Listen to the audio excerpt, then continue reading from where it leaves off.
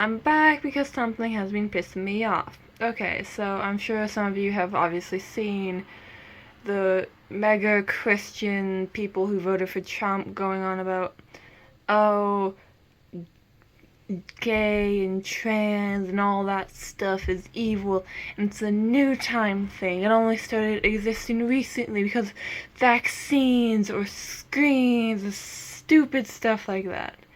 Yeah, they are very wrong. They also say stuff like, oh, it's not natural, it's not a natural occurring thing, it doesn't happen in nature, it's something we made ourselves.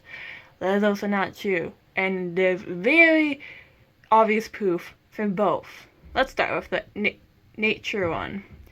There is a species of geckos called mourning geckos, right? Most of the geckos are female, because there's not many males born, and the ones that are born cannot have children most times. So, how do the species still exist, you ask? Well, you see, two females will fake mate, tricking one of those bodies into believing it's pregnant so then it has a child. It's odd, but that's how it works. So, boom, lesbian geckos in nature having babies by themselves. And there are penguins and other species of birds that mate for life. And there are gay penguin man that will raise eggs of abandoned coupled penguins if given to them. This is really something that happens in zoos, like, a lot. And in our Antarctica and the North Pole and wherever the penguins are, right?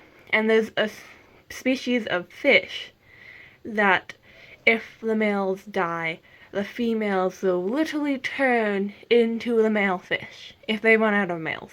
Because they get caught or die or whatever. And for history, there's also more gay people.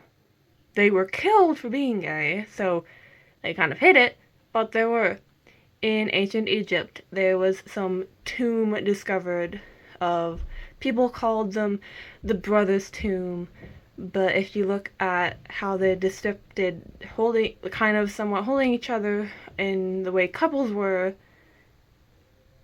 and also in ancient Greece, gay people and cowboys, they sometimes did stuff together, 'cause they could. So, yeah,